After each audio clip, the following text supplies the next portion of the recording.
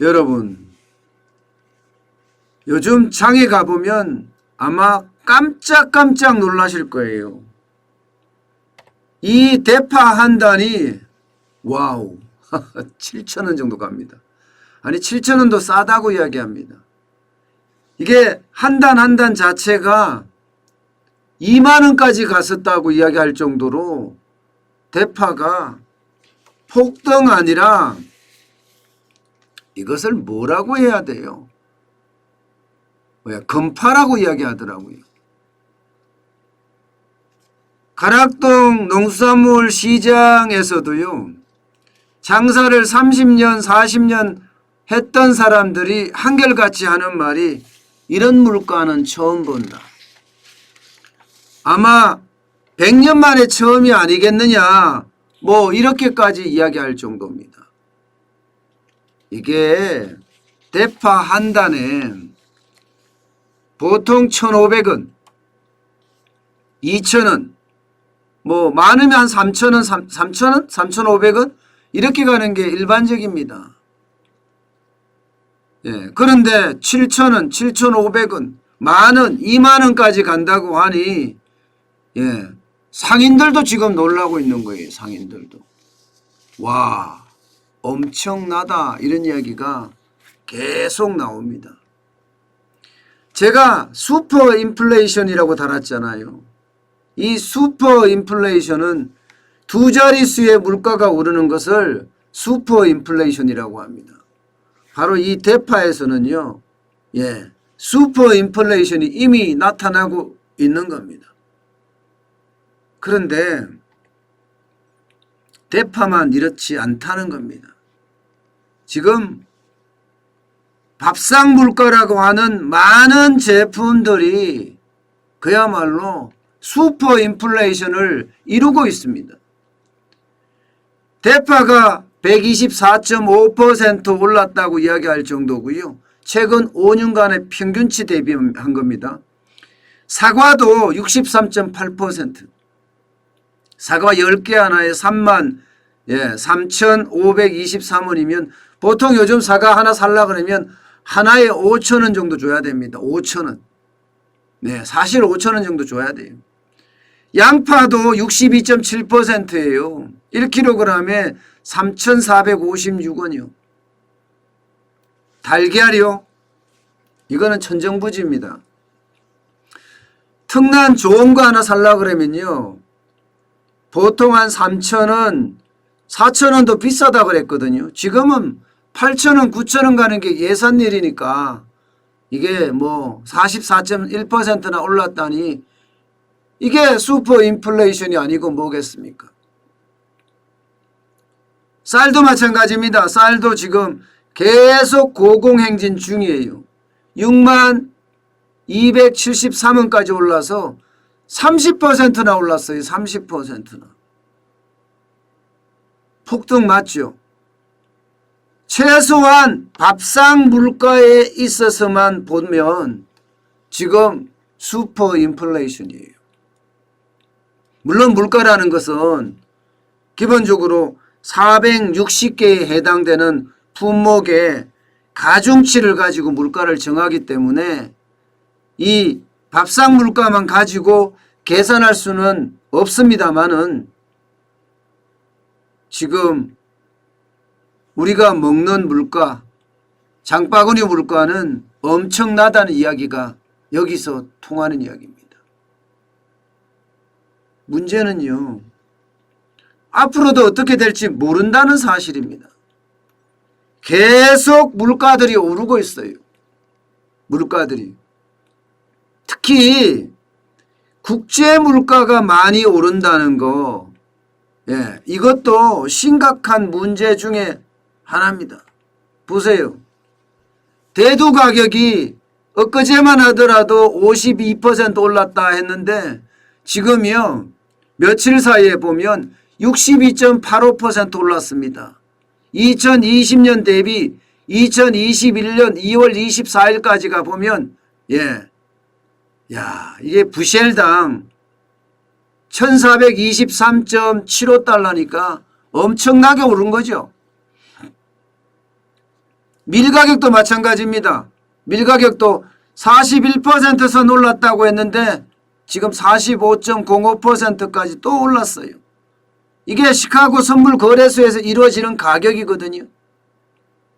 그래서 밀도 부셸당 656달러입니다. 여러분, 콩이 오르고 밀이 오르고 이런다고 생각하면 당연히 옥수수도 오르고 나머지 곡물들이 다 오르겠죠. 곡물들이 오르면 당장 그것을 갖고 들어와서 수입에 들어와서 만드는 식품회사의 가격들을 다 올릴 수밖에 없습니다. 그죠? 어디 그뿐입니까? 이 옥수수나 밀이나 뭐 콩이나 이런 것들은요, 가축 사료를 만드는데 기본적인 원료가 됩니다. 그러면 사료값이 폭등하겠죠. 뭐 이만큼 오르니까 사료값도 폭등할 수밖에 없겠죠. 사료값이 폭등을 하면 닭고기, 돼지고기, 소고기까지 다 오른다는 이야기예요. 결국은요, 그렇게 되면 모든 가공식품부터 시작해서 원자재, 밥상 물가까지 다 오른다. 그러면 이게 바로 거대 인플레이션의 전조현상, 슈퍼 인플레이션이라고 이야기할 수 있는 겁니다. 보세요. 자, 오뚜기 컵밥 7종 28.5% 올렸습니다. 두 자릿수도 한참 넘었죠. 28.5%면요. 풀무원의 국산 콩두부도 마찬가지예요. 12.5% 올랐습니다. 3,600원이 4,050원으로 올랐어요. 이게 이제 슈퍼 인플레이션이라는 겁니다. CJ 제일제당 햇반은 6% 올랐고요. 파리바게트의 소브로빵은 9.1% 올랐습니다. 맥도날드도 불고기 버거가 10% 올랐습니다. 이게 슈퍼 인플레이션입니다. 동원 F&B의 꽁치 통조림도 13% 올랐고요. 샘표 깻잎 통조림은요 38.5%나 올랐습니다. 청정월의 순창 고추장도 7.7% 올랐고요. 그야말로 가격이 폭등한다. 뭐 이 말이 어울리죠. 결국은요, 이게 가격이 오를 수밖에 없다는 건 인플레이션이 될 수밖에 없다는 겁니다.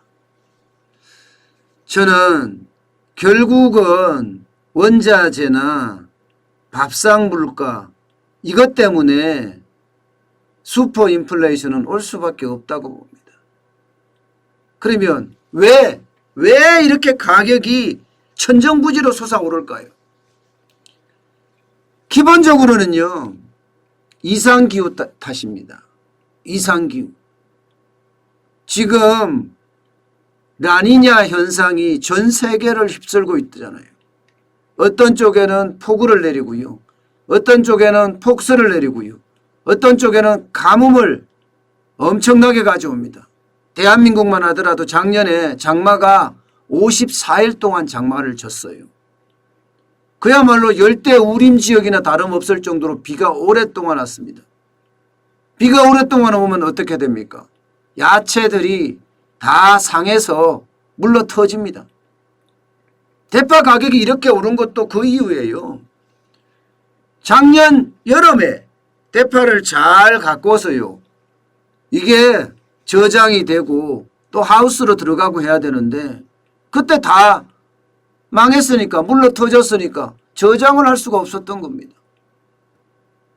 사과도 마찬가지입니다.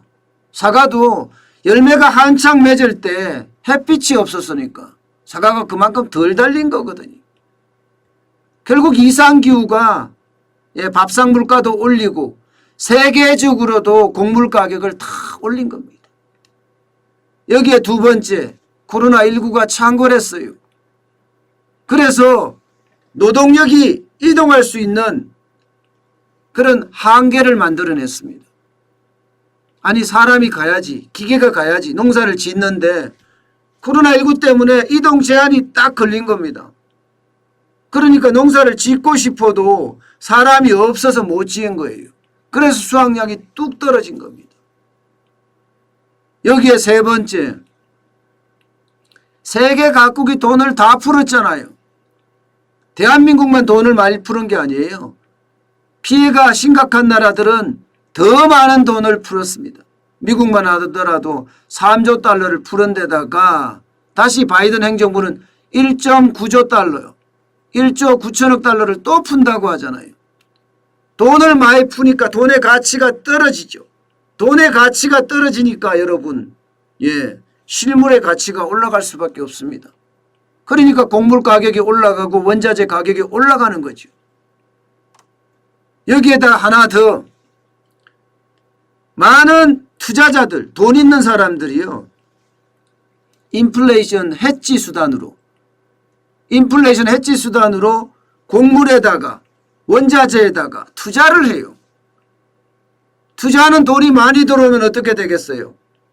안 그래도 돈의 가치가 떨어져서 곡물의 가격이 올라가고 있었는데 여기에 투자자들까지 몰리니까 이게 어떻게 되겠습니까? 수요는 줄어드는 데다가 공급은 줄어드는 데다가 이것을 살려고 하는 사람, 수요는 굉장히 많아졌으니까 가격은 폭등할 수밖에 없었던 겁니다. 이외에도 다양한 이유가 있겠지만 문제는 앞으로도 계속 올라간다는 사실, 이게 무섭다는 겁니다. 결국은 대파 한 단에 3,000원짜리 4,000원짜리가 10,000원 20,000원까지 올라가는 그런 기현상, 결국 그 기현상이 슈퍼 인플레이션을 불러온다. 저는 그렇게 지금 보고 있습니다. 한국은행은 인플레이션은 아직은 아니다. 이렇게 이야기하지만 리플레이션 수준이다. 적정한 성장치다. 이렇게 이야기하지만 지금 식품발 인플레이션, 원자재발 인플레이션은 그 속도가 굉장히 빨라지고 있고 그 속도가 많이 빨라지면 빨라질수록 결국은 슈퍼 인플레이션의 위험도 그만큼 커진다. 이렇게 생각할 수 있을 것 같습니다. 아마 많은 사람들이요, 지금 인플레이션을 사실 걱정을 엄청 하거든요. 워낙 돈을 많이 풀었기 때문이기도 하고요. 또한 삶이 그만큼 팍팍해질 수밖에 없다. 또 이런 생각도 들게 됩니다. 적당한 인플레이션은 이 경기에 활력을 불어넣어 주지만 이게 좋은 인플레이션이거든요. 나쁜 인플레이션은 결국 거대 인플레이션 내지는 슈퍼 인플레이션을 가져와서 경제의 선순환을 막아버린다. 이렇게 예상할 수 있습니다. 그만큼 인플레이션은요, 우리의 삶에 굉장히 영향을 많이 미칠 겁니다. 때문에 그 어떤 때보다 인플레이션에 대한 대비는 저는 필요하다. 이렇게 봅니다.